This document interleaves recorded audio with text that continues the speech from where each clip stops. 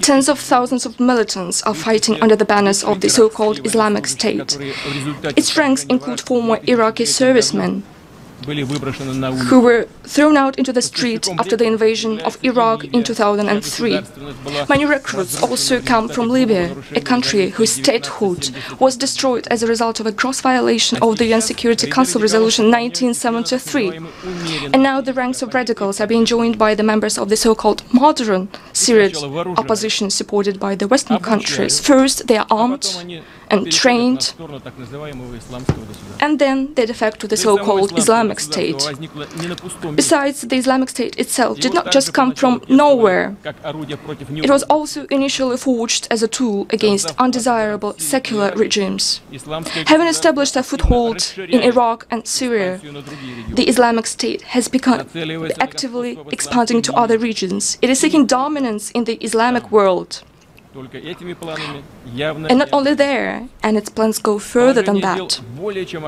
The situation is more than dangerous. In these circumstances, it is hypocritical and irresponsible to make loud declarations about the threat of international terrorism while turning a blind eye to the channels of financing and supporting terrorists, including the process of drug trafficking and illicit trade in oil and arms. It would be equally irresponsible to try to manipulate extremist groups and place them at one's service in order to achieve one's own political goals in the hope of later dealing with them or, in other words, liquidating them. To those who do so, I would like to say, dear sirs, no doubt you are dealing with rough and cruel people, but they are no way primitive or silly. They are just as clever as you are, and you never know who is manipulating whom. And the recent data on arms transfer to this most moderate opposition is the best proof of it.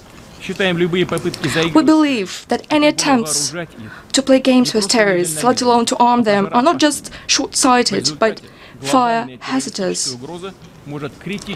This may result in the global terrorist threat increasing dramatically and engulfing new regions, especially given that Islamic State camps train militants from many countries, including the European countries. Unfortunately, dear colleagues, I have to put it frankly, Russia is not an exception.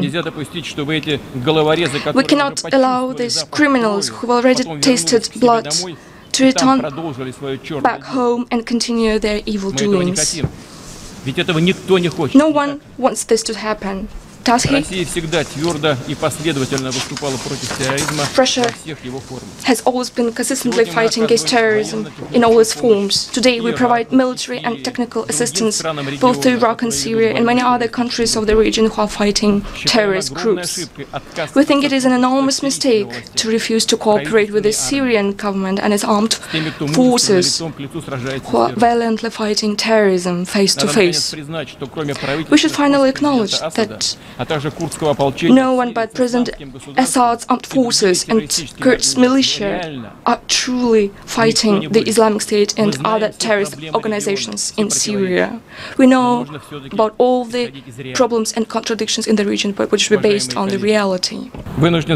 Dear colleagues, I must note that such an honest and frank approach of Russia has been recently used as a pretext to accuse it of its growing ambitions, as if those who say it have no ambitions at all.